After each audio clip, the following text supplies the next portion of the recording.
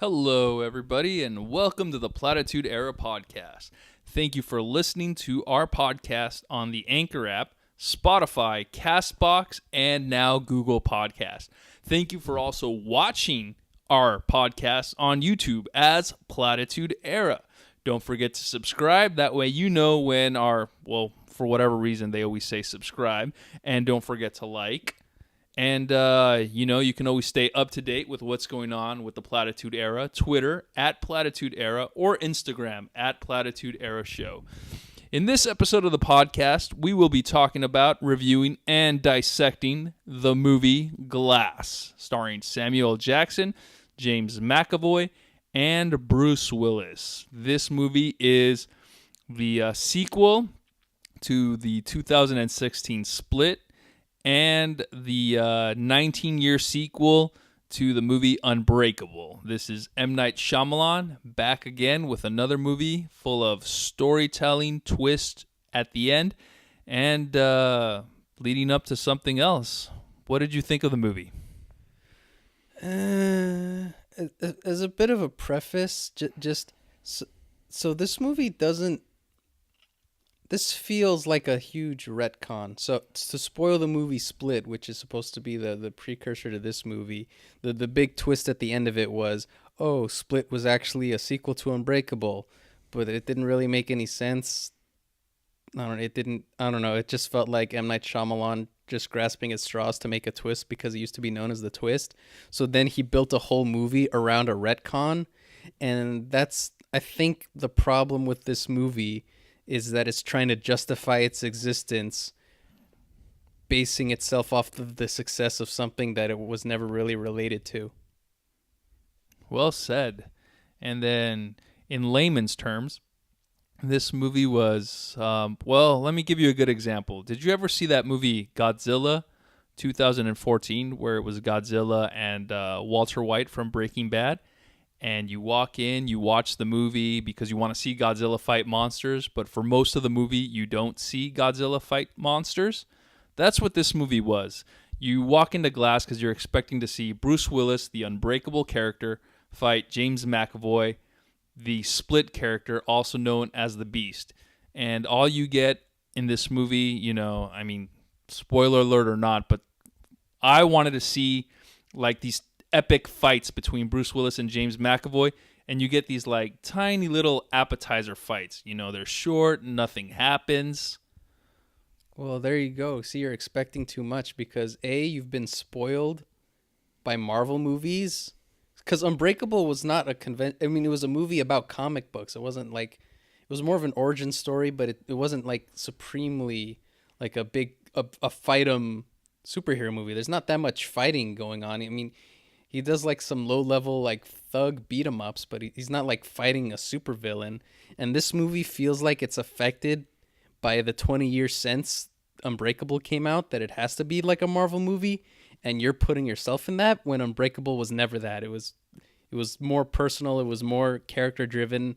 The superhero thing was just a little added coating on top of it, but it's not the major basis of the film.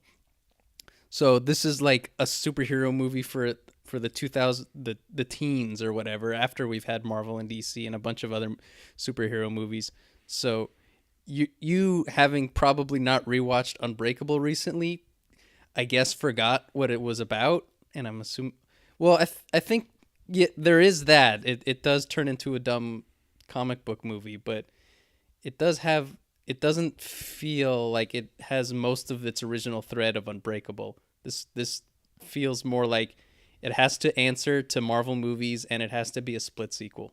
It just has Unbreakable elements in it. Yeah, just to go off of what you said, and it also ties into my cons list or things I didn't like about the movie. First, the story of the movie. This movie is long and it's boring. It's pretty much like if you're sitting through a PhD professor's course on comic book history or comic book culture, because they just over-explain everything. They go into too much detail about comic books. They even have this one scene where somebody says, "Oh, hey, did you know when they first made the Superman comic books, he couldn't fly?" I just kind of also I want to tie that into so like it you say it has to re-explain everything and kind of what my beef is with Incredibles 2 where it took such a long time in between the sequel and the original where it kind of has to explain itself and thus becoming the same movie again. So this movie has to re-explain it has to re-explain Unbreakable and it has to re-explain Split cuz I guess Split was pretty successful, but it's been a bit since the last one came out. It wasn't a huge success, so I don't I only saw that movie once. It's not like everyone's favorite movie or whatever. So it has to retread everything it did, and it has to kind of explain. It's telling me it's a smart superhero movie because that's what Unbreakable was. So it's telling me all these things it is, and don't tell. Just show me. Don't tell me. Be good. Don't tell me how good you are. See, you're right. I haven't seen Unbreakable in a long time. So what I remember from Unbreakable is I liked it because it was exploring something. Whereas in Glass, the story is pretty much catching you up. Like you said, it's catching you up from the time of Unbreakable, those 19 years, and also catching you up what's happened since Split. So the movie spends so much time trying to catch you up. That's why it's long and boring. That by the time you get to, oh, now we have to do the new story, the sequel. Now it's you came in for this movie Glass, you're expecting a new movie, so here's the new stuff. But the best way I can summarize a story, it's like you're watching a clip show from your favorite TV show where it's just a bunch of old footage cut together with some new footage. So it's kind of like the main characters are looking back or reflecting on something that happened a while ago. Yeah, I mean, yeah, just Shyamalan painted himself into a corner. Like he's like a bad magician, and he came up with this really interesting trick you didn't see coming with Split, and then he's like, "Oh shit, that was my big reveal." But I still have 30 more minutes on stage. So like, how do I make this work? This.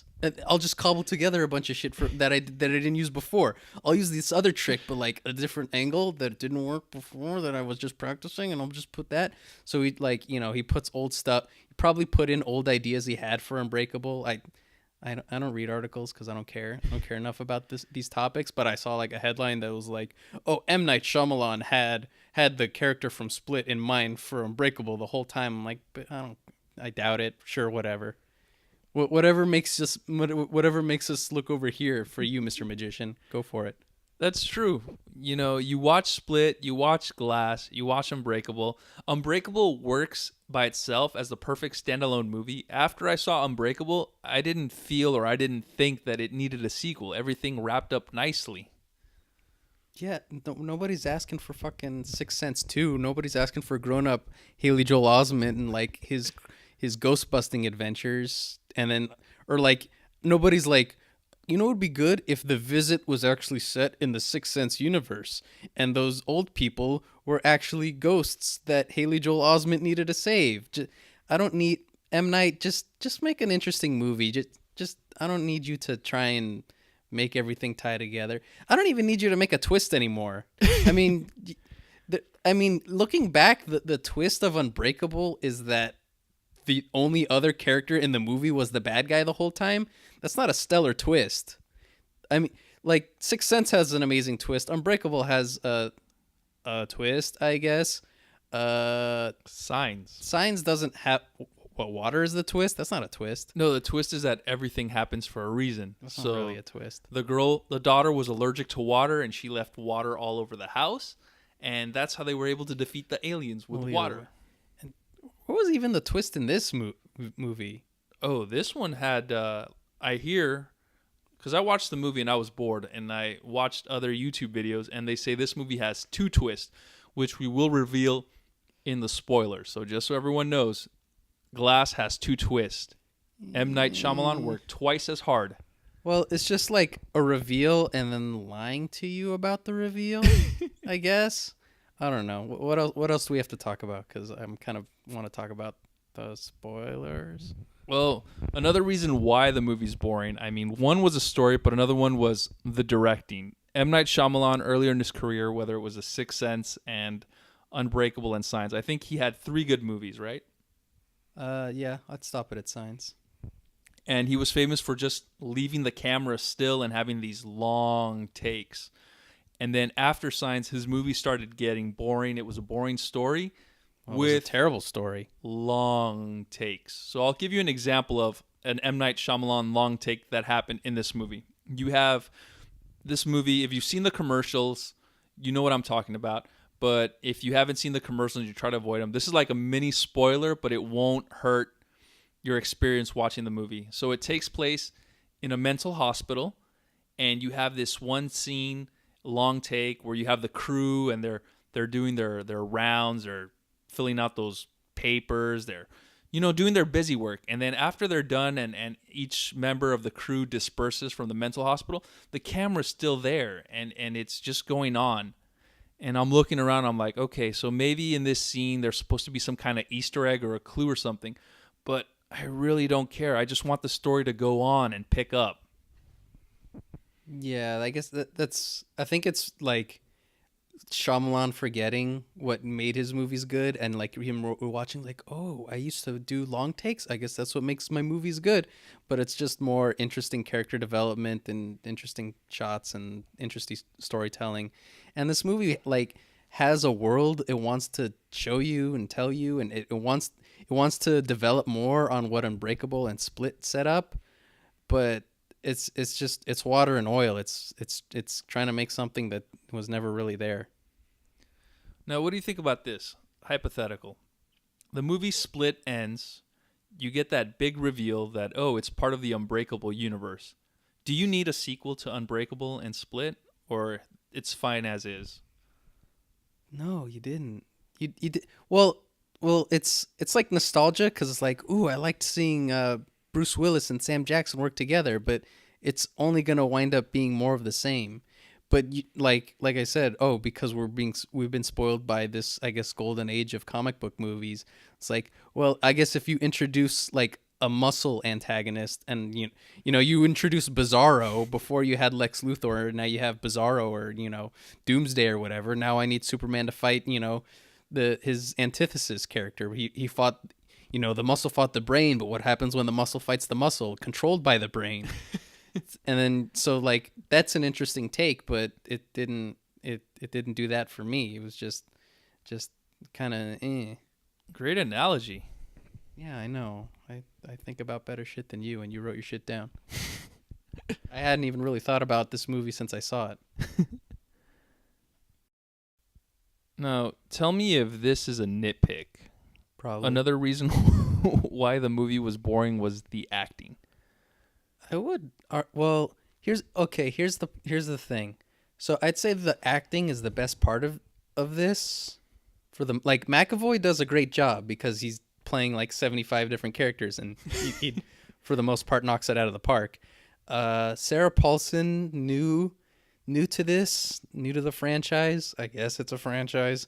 I mean, her character doesn't have that much going on for her. It'll be spoiled later on, but her character is more significant than initially let on, I guess. Bruce Willis is barely in this movie and doesn't have a lot to work off. Like he doesn't say much or do much. And the best part of this movie is Sam Jackson, but he's also not in this enough. So this movie's called Glass, and you think, oh man, you're gonna see like a bunch of cool mastermindy schemy things, and you get some of that, but there's not enough Glass in the movie called Glass to show you some of that. Because I guess like M. Night Shyamalan's lazy and like can't write a 2-hour movie of all scheme, so he needs to shove in like some bullshit that's kind of infuriating just to pad out this runtime. I mean, the only complaint I had as far as acting was Bruce Willis. He looked like he did not want to be in this movie. Well, I couldn't tell. He was barely in it. But when he was in it, he didn't say much. Yeah, the kid that played his son looked very eager to be in this, but only probably because he's probably a failed actor and hasn't done anything since the first Unbreakable. Well, and also, yeah, they got the kid back from first Unbreakable fans. They got the real son back. That is so cool. Is it? 19 years later, and they bring back the same actor. And he looks the same. That's like if they do the Phantom Menace And then when they do the next one, Clone Wars, they bring back the same kid. Yeah, he would be thrilled by that, so he doesn't have to go to cons anymore. Does he go to cons? Oh yeah. What else is he gonna do? I thought he was just so embarrassed as a Meet kid. Jake Lloyd, the original Anakin Skywalker. I thought he was so embarrassed from Phantom Menace that he... Well, where else is he gonna get paid? I mean, like, you know, no offense to people that go to cons, but you're all kind of losers if you want to spend money to go see fucking Jake Lloyd. That's like half our subscribers. So, half a person? Okay, so one example of what I noticed about Bruce Willis not wanting to be there is if you've seen the trailer and you've seen the poster, you know that there's going to be this scene in the mental hospital where they're having a group therapy session and everyone's talking. You got James McAvoy talking, you got the doctor, Sarah Paulson, talking, and then you have Bruce Willis who can talk and chooses not to. He just sits there. Yeah, I don't even remember, like, her asking him much, or just, like... So part of this movie is Sarah Paulson's character is, like, convincing these people they don't have superpowers, which... I saw the other two movies, bitch. Don't tell me nothing about these people. But, yeah, it's like, are you sure you're a superhero, Bruce Willis? I don't think you are. And he's like, no, I'm a superhero. So that's about all he has to... Like... Yeah, these characters don't have a ton to work. It's overlong, and there's not a ton to do. Like, most of this movie is like, oh, they're in a mental hospital because this lady's trying to tell them these people are crazy. And I'm pretty sure people who've seen these movies are just sitting in the movie theater like, yeah, they have superpowers. Get to it. I don't know what the fuck we're doing in this mental hospital. I guess it's kind of interesting. They're all in the same place because they can't, you know, you can't have Mr. Glass being in his evil hideout lair or whatever. Because you need to explain that this movie is about comic books, but you can't actually have it be a comic book. I don't know. And as far as acting, I did like James McAvoy, how he was able to switch between different personalities, and each personality was exciting. There wasn't like, I'm sure that if you get some any actor, not one of the ones that works in Hollywood that's a true artist and a master of his craft, but you got any actor that's studying acting that aspires to go to Hollywood, and you tell them, okay, come up with your 75 characters and switch. Most of the characters are going to be similar. They're going to struggle as they do the switch, but James McAvoy was able to switch from one character to another, to another, to another, and each character that he played or each personality was different. Yeah. I mean, you get to like I'm the tough New Yorker, or like, oh, I'm the Irish guy, and you know, it's like, okay, you're in a bad improv class, okay.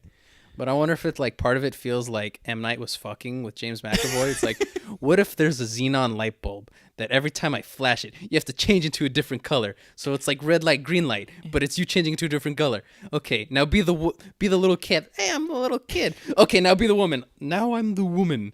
Okay, now be an Australian. Oh yeah, I'm from Australia. Okay, now be from California. Like, dude, that was pretty crazy. Okay, now be Kevin Wendell Crumb or whatever. Oh, man, I don't know what I'm gonna do. Okay, now, and so on and so on and so on. So I wonder if like some of this is just like, this James McAvoy is good, but I'm like, let's see what we can get out of him. I wonder if they broke him at a certain point. If like he just ran out of different characters to play at a certain point. Like they were all just written on like a Post-it or something that M. Night was like, okay, let's see, different funny accent. Twins, be twins now. That was literally a character, not a spoiler, because who cares? Oh, there was twins? Yeah, there was like one who was like a brother and sister twins. Oh. That one personality was a brother and sister combo. The movie was so boring, I missed the part where James McAvoy played twins. And, just like a little note or a little footnote to add to James McAvoy, it seems like, I don't know if it's M. Night Shyamalan or the studio, but they were really pushing for the little kid personality.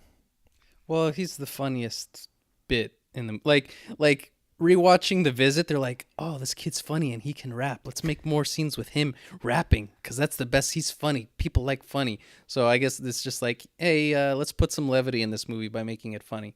Hey, wait a minute. I know some people were saying, oh, James McAvoy plays this kid really well, the kid personality. He probably modeled that kid personality after a nephew he has or a little kid that he knows.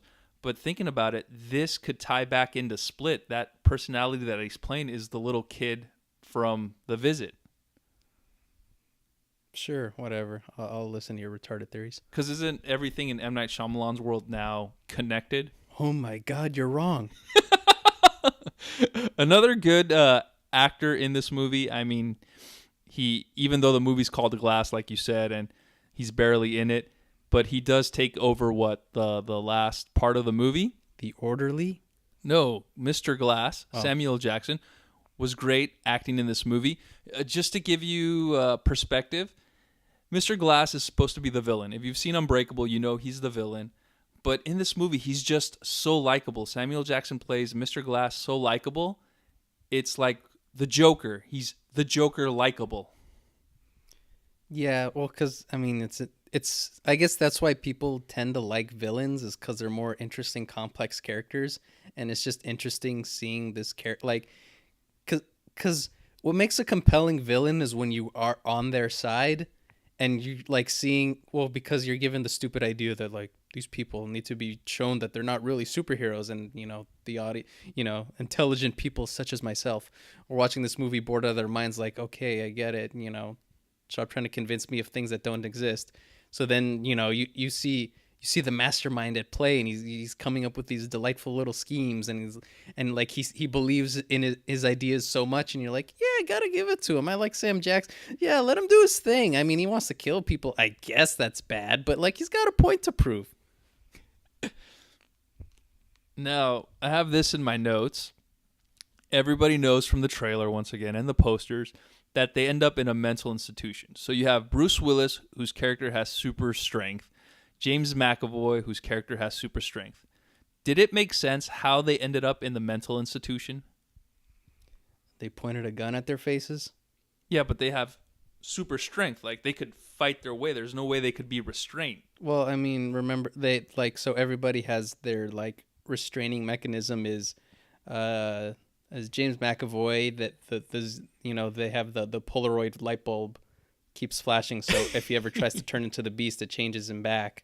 So there's that. And then for Bruce Willis, it was like, oh, these have like 4,500 psi water hoses all pointed at your face. So don't try and bust through this wall, or we're gonna blast you in the face. So I mean, it's not like you really. It was weird. So they did they had a scene where like they turned on the noozles, but I guess it would have been dangerous to have like 40 like noozles pointed at a stunt actor at a high psi. Like, no, this will like rip a dude's flesh off or whatever.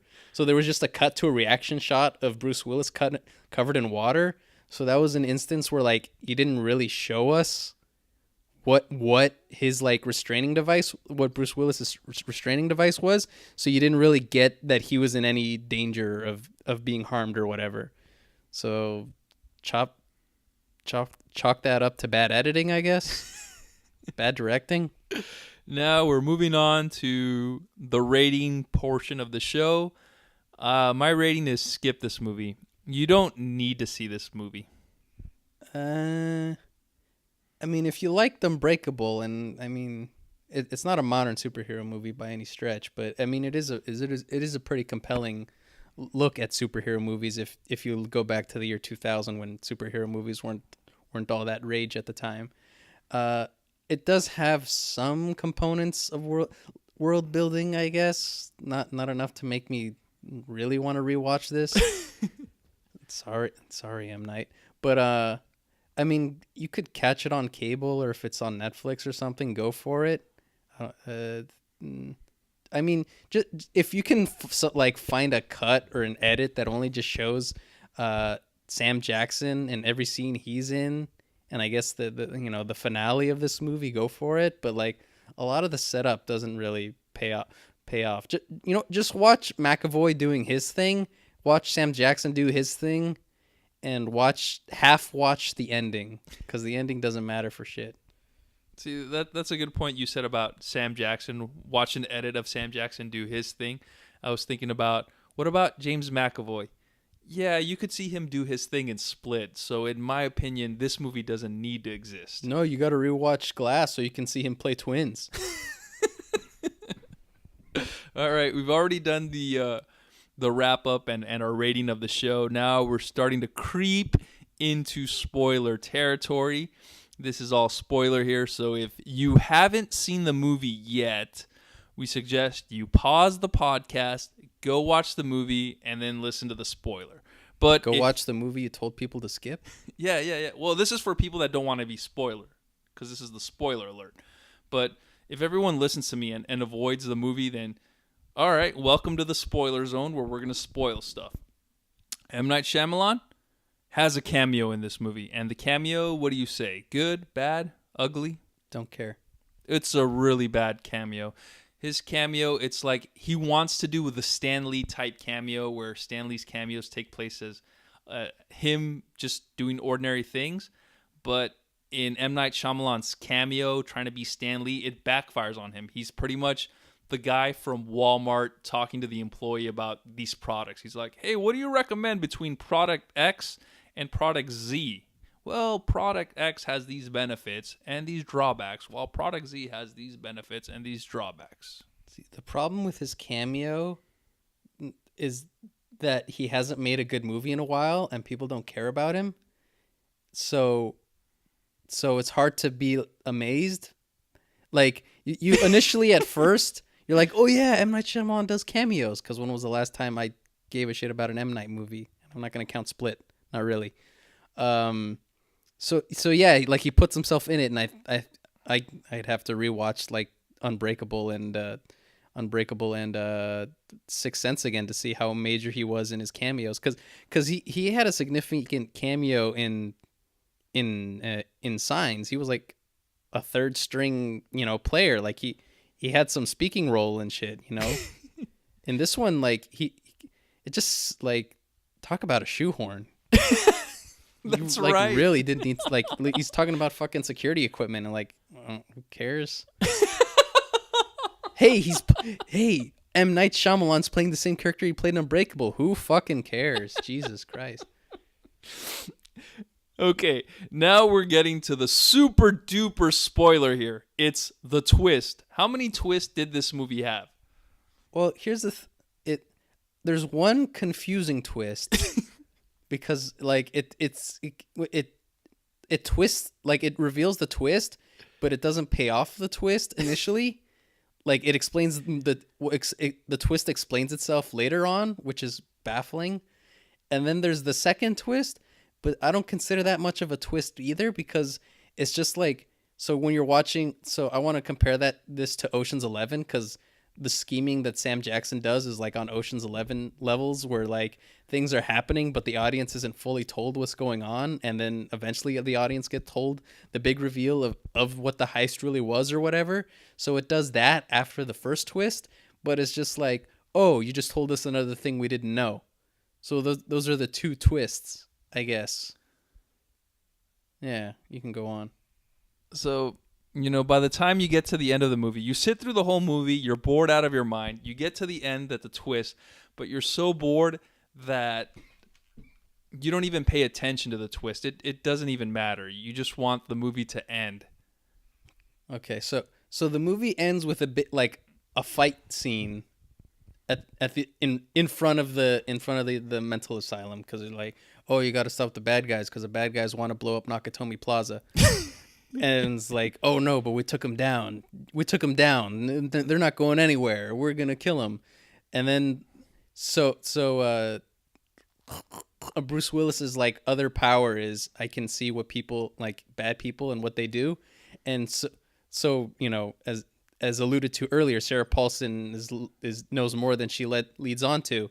So the twist when it's first revealed is Bruce Willis touches Sarah Paulson. And Bruce Willis doesn't touch Sarah Paulson. He reaches out. He reaches out and touches her. So please don't interrupt me, motherfucker. So he touches her, and then it just shows her sitting in a restaurant, and then a couple of people walk out of the room, and then everybody gets quiet, and you're like, okay, what's happening? and then it cuts back to not the not foreshadowing, whatever, whatever her past was, whatever big reveal. So it cuts to, oh, she eats at restaurants. I don't know what I'm being shown here. And then the finale ends and spoiler, everybody dies for no reason because these characters are good and interesting. Okay, and then the movie goes on, and then it continues on that, oh, Sarah Paulson's part of a secret society that tries to keep superheroes under wraps.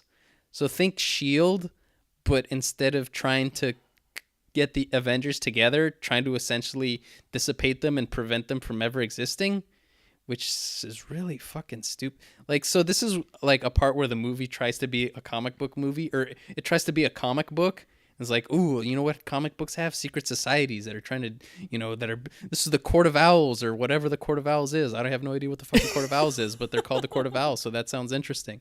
So these people, like, apparently work at Silver Shamrock from Halloween 3, and they all have tattoos, and they're a secret society that prevents superheroes from being superheroes. Okay, cool, I guess. But then, and then twist number 2 is, Sarah Paulson, she killed everybody and was able to keep the situation under wraps, and nobody knows superheroes exist.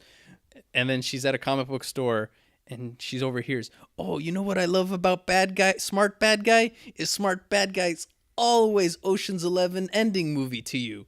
And then she's like, what? Ocean's 11 ending movie to me? And then that's when the movie's like, oh, here's this other thing, audience, stupid audience. Here's what else would happen. Samuel L. Jackson recorded the whole thing and put it on Twitch during AGDQ, and everybody saw it. So, like, that's not really a reveal. Like, you already knew Sam Jackson was trying to get an audience for his thing, and you could gather that he's trying to, do something. You can gather he had a plan this whole time, and that's not enough of a twist. That's not a reveal. That's not an, oh shit, you got me. That's just, oh, this thing that I could have kind of anticipated. You showed me something I could have already put the pieces together to. And that was your second big twist. And then it ends with, oh shit, everybody's seeing this video. It's viral now. But it's like, okay, now what? And then you got these micro twists in the movie. So you have the first micro twist that the train that Samuel Jackson sabotaged in Unbreakable. There's your stupid shoehorning retcon bullshit. Samuel Jackson sabotages the train in Unbreakable that kills everybody except Bruce Willis. But guess who was on the train? James McAvoy's dad. So Sam Jackson made Superman and Bizarro or whatever, which is it's stupid because in Unbreakable he had multiple terrorist acts. So why not just put him in a different one? Why does it have to be the exact same train as Bruce Willis? Just make it something else. That can be interesting where a villain creates a villain, but it doesn't have to be so fucking retcondy like, whoa, they were on the same train. That's stupid. So what did you think of that long take where they showed James McAvoy's dad on the train and the camera moves, lingers on a chair for a long time, then moves some more, and you see Bruce Willis from the beginning of Unbreakable? Yeah, that's just more of your, we talked about earlier. It's just like, oh, we had some deleted scenes from Unbreakable. Let's just shove it in this movie so people can remember. So it's like, hey, let's shove in this scene from Unbreakable so people can remember. And with this new footage we shot to retcon to retcon further split into this movie, that these two movies that never belonged. So there's giant stupid fuck you. And then don't forget about this other micro twist. So the whole movie is trying to be a comic book movie and say, oh, there's going to be this big, giant, climactic battle that's going to take place in public viewing on this giant building or a giant skyscraper. But I guess because The Rock released his movie Skyscraper and the building looks identical and it's even owned by an Asian developer, that scene never takes place. So they pretty much did a twist and tricked us that there was no skyscraper climactic battle. It all takes place outside the mental hospital. And just to little tidbits I have here, you have the secret society in the movie Glass, and everybody's identified by their little tattoo, which if you look at it, it looks like a 3-leaf clover. But what I noticed was that the tattoo looks like a club from a deck of cards. So it's like, hey, it's a secret club. Yeah, that's probably about as much forethought as M. Night put into this movie. And the one thing that kind of annoyed me was the whole secret club's purpose that Sarah Paulson is a part of is that they want to disprove superheroes or stop superheroes from being superheroes. And that doesn't make sense because in real life, if superheroes did exist, nobody would want to put an end to it. The government would want to run experiments on them and hold them in a special isolation chamber to study and analyze. Another thing that I had with this movie is that they killed the hero.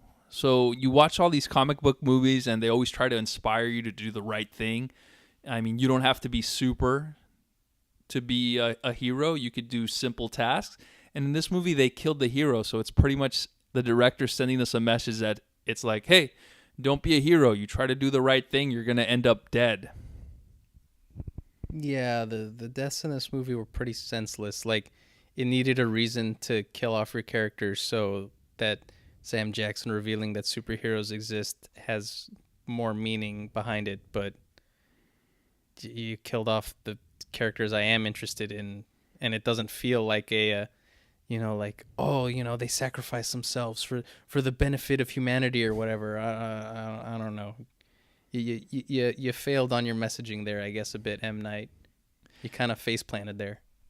A big face plant by introducing the secret club because, okay, so in the movie Split, you got the Beast doing his things, and the secret club was not able to stop the Beast from the movie Split. You have the secret club in the movie Glass, and they're supposed to stop superheroes from existing, and they didn't do anything to stop the Beast at the end of the movie Split. I mean, they didn't do anything to stop Mr. Glass and Bruce Willis at the end of Unbreakable 20 years ago. Yeah, but the thing in Unbreakable was that nobody knew Bruce Willis existed. It was like supposed to be an urban legend.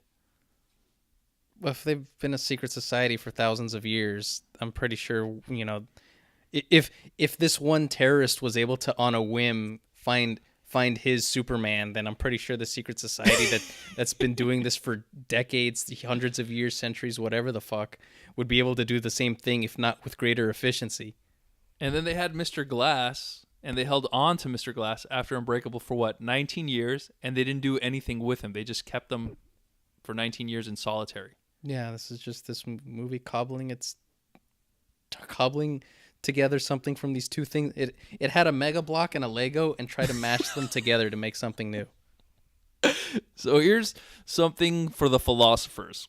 I think they mentioned that the secret club existed for 10,000 years. I honestly don't remember or care. I think they mentioned that this club has existed for thousands of years. Okay, but they can say that, but that just such a huge. I don't disagree with you, but the idea that the number is so large makes it sound stupid and ridiculous. So my question is, did this club kill Jesus? I was just gonna fucking say, this club's been around since the existence of Jesus. Jesus. Apparently, this club were the Romans, but then they decided to build a religion around the guy that. None of this shit makes sense. Holy fuck.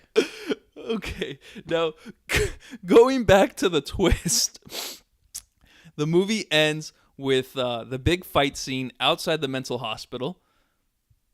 Footage is captured. That footage goes viral. It's spreading on everyone's phone.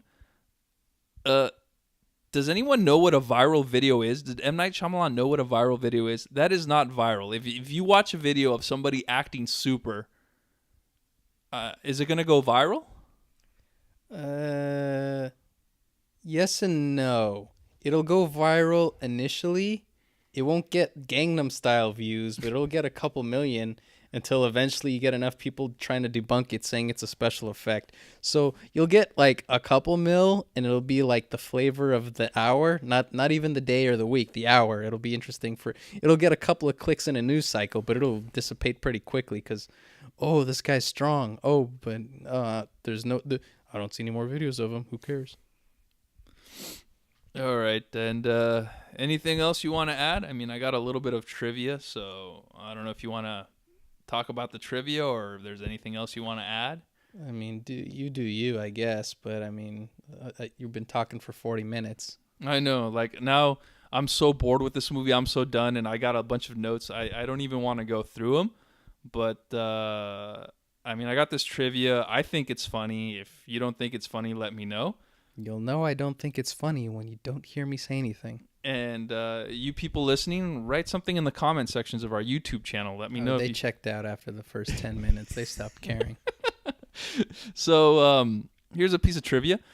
The villain is known as the Beast, and they started changing it. They stopped referring to him as the Beast and started calling him the Horde, I guess, to avoid a lawsuit with Disney.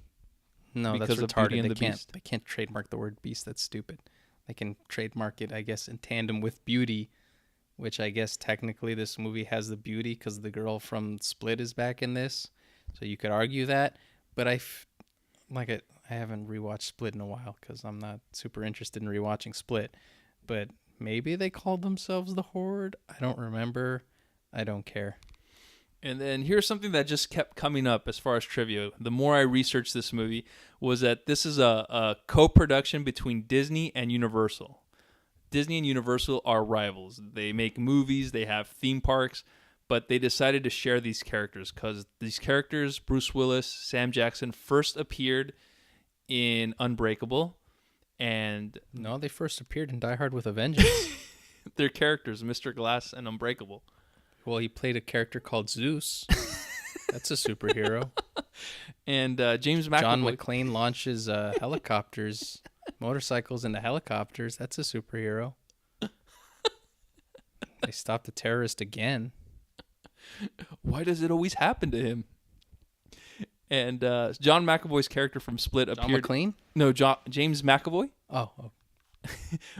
His character appears in a Universal. X-Men. Universal Pictures. So James McAvoy's in a wheelchair in X-Men, and Mr. Glass is in a wheelchair in Unbreakable. And Bruce Willis's acting style might as well be handicapped. Yeah, these are good theories. I like them. And here's my favorite: The Water Connection. M. Night Shyamalan's movies. He makes Unbreakable. The hero hates water. He makes Signs. Aliens hate water. The Village has no water.